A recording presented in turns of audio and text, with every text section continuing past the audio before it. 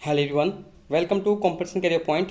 मैं आज आप लोगों के लिए पुरस्कार कहानी से संबंधित 250 प्लस एमसीक्यू यानी वस्तुनिष्ठ प्रश्नों का आज प्रैक्टिस करने वाले हैं, जो Madhya Pradesh assistant professor Hindi exam के अंतर्गत पूछे जाएंगे यहाँ से।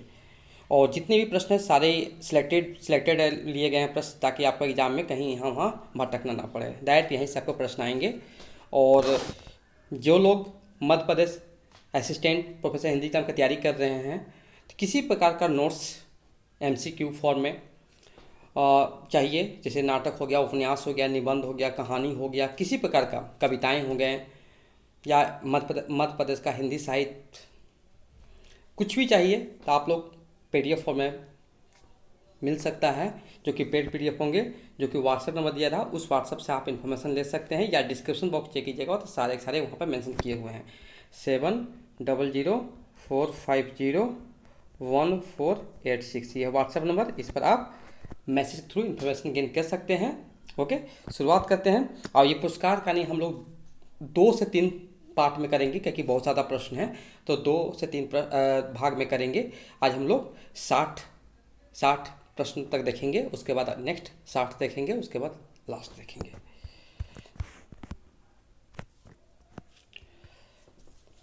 प्रश्न संख्या 1, पुरस्कार कहानी की नायिका ने पुरस्कार स्वरूप राजा से क्या मांगा? तो विकल्प ये होगा प्राणदंड। पुरस्कार कहानी किस प्रकार कहानी है? तो नायिका प्रधान कहानी है। पुरस्कार कहानी किस प्रकार कहानी है? तो आदर्शवादी और भाव प्रधान कहानी है। प्रश्न संख्या 4, पुरस्कार कहानी के लेखक कौन है? तो विकल्प बी जयशंकर प्रसाद। प्रश्न संख्या 5, पुरस्कार कहानी का प्रकाशन कब हुआ? तो विकल्प सी 1936 ईस्वी। प्रश्न संख्या 6, पुरस्कार कहानी किस कहानी संग्रह संकलित है? आंधी। प्रश्न संख्या 7, पुरस्कार कहानी की कथा वस्तु का केंद्र बिंदु है? तो विकल्प डी हो जाएगा, विकल्प डी मधुलिका। प्रश्न संख्या 8, पुरस्कार कहानी में कौशल राज के किस राष्ट्रीय उत्सव का वर्णन किया गया है? तो विकल्प बी सही होगा, कृषि महोत्सव। प्रश्न संख्या 9, पुरस्कार कहानी का वर्ण्य विषय क्या है? तो राष्ट्र प्रेम की महत्ता।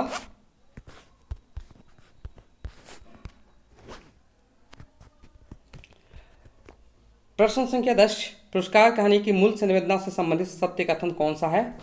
तो यहाँ पर विकल्प ए और विकल्प बी दोनों सही हैं, तो यहाँ पर विकल्प सी दोनों हो जाएंगे, ए और बी दोनों। प्रश्न संख्या 11, पुरस्कार कहानी का मुख्य पात्र है मधुलिका। नेक्स्ट प्रश्न है, पुरस्कार कहानी का घटनाक्रम मुख्य रूप से किस नगर पर आधारित है? तो विकल्प बी कौशल। प्रश्न संख्या 13, अरुण कौन था? तो विकल्प डी मगध का राजकुमार।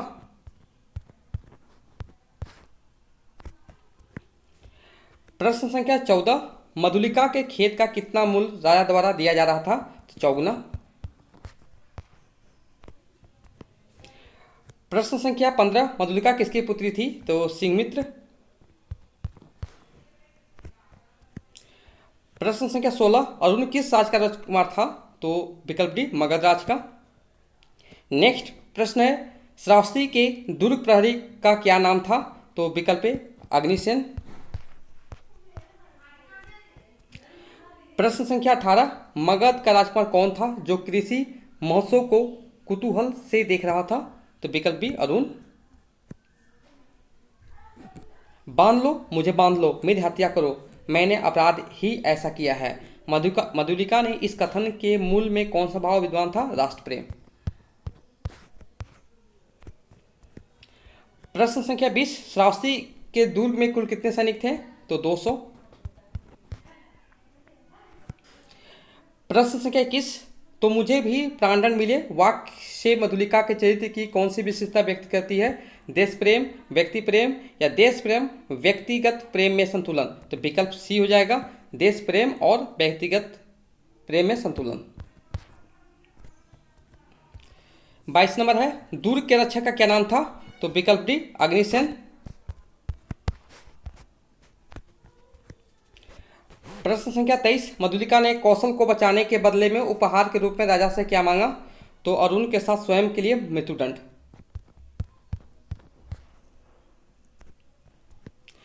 प्रश्न संख्या 24, मधुलिका ने राजकीय अनुग्रह स्वीकार क्यों नहीं किया? तो इसका सही विकल्प सी हो जाएगा, वह अपने प्रीत पितामहों की भूमि को बेचना अपराध मानती थी। प्रश्न संख्या 25, पुरस्कार की एक कैसी कहानी है? तो ऐतिहासिक कहानी है। पुरस्कार कहानी की तैका कौन है? तो मधुलिका हो जाएगी। कहां पर कृषि उत्सव मनाया जा रहा था? तो कौशल।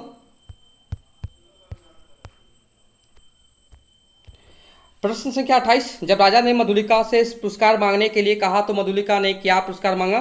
तो अरुण के दिया गया दंड माफ हो। प्रश्न संख्या 29, सिंहमित्र की कन्या तुमने एक बार फिर कौशल का उपकार किया है, मधुलिका ने कौशल का उपकार किस प्रकार किया है? तो कौशल को विदेशी शत्रु बचाकर। प्रश्न संख्या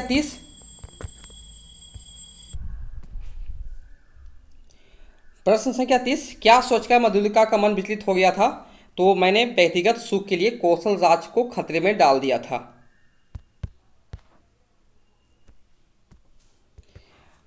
नेक्स्ट प्रश्न है, अरुण ने कौन सा वचन देकर मधुलिका को अपनी तरफ मिला लिया था? तो विकल्प सी हो जाएगा, मैं तुम्हें कौशल की रानी बनाऊंगा। प्रश्न संख्या 32, अरुण की योजना क्या थी? विकल्प डी सही उत्तर हो जाएगा, मधुलिका के सहयोग से श्रावस्ती दुर्ग पर अधिकार करना। प्रश्न संख्या 33, मधुलिका को उनकी भूमि कौशल नरेश से वापस दिलाने का वचन कौन देता है? तो विकल्प ए अरुण। मैं कृषक बालिका हूँ, आप नंदन बिहारी और मैं पृथ्वी पर परिश्रम करे जीने वाली। मधुलिका ने यह किससे कहा? तो अरुण से कहा।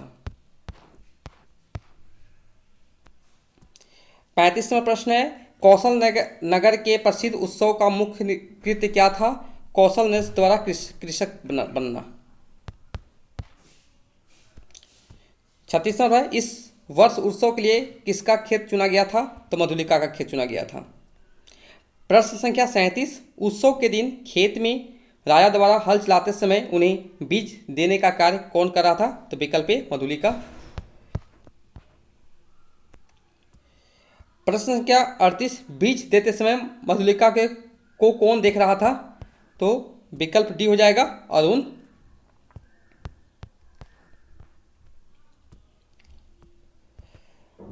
प्रश्न संख्या 39, उत्सव में चुने जाने के बाद खेत में प्रतिवर्ष खेती कौन करता था? की भूमि का मूल मालिक।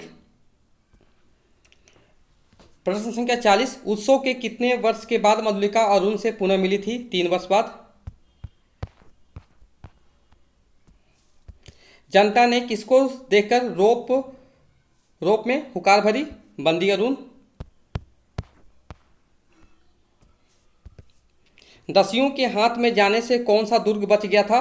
श्रावस्ती। प्रश्न संख्या 43, अरुण दक्षिण के दुर्ग के समीप की भूमि को क्यों पाना चाहता था? कि विकल्प सी सही उत्तर देखो, वह वहां से श्रावस्ती दुर्ग पर नियंत्रण पर कर अपना राज स्थापित करना चाहता था। प्रश्न संख्या 44, मधुलिका ने महाराज से कृषि के लिए कौन सी भूमि मांगी? तो विकल्प बी दुर्ग के दक्षिणी नाले के निकट की जंगल भूमि। तो मुझे प्राणदंड मिली वाक्य से मधुलिका के चरित्र की कौन सी विशेषता व्यक्त होती है? देश प्रेम और व्यक्तिगत प्रेम में संतुलन। बांध लो, मुझे बांध लो, मेरी हत्या करो, मैंने अपराध ही ऐसा किया है। मधुलिका के इस कथन के मूल में कौन सा भाव विद्यमान है? तो उपयुक्त सभी, राष्ट्र प्रेम, सभी उपयुक्त सभी हो जाएंगे यहाँ पर। प्रश्न संख्या 47, अरुण ने मधुलिका को क्या लालच दिया? तो कौशल की राजधानी बनाने का, कौशल को राजधानी बनाने का। प्रश्न संख्या 48, कौशल की राजधानी का नाम क्या था? श्रावस्ती।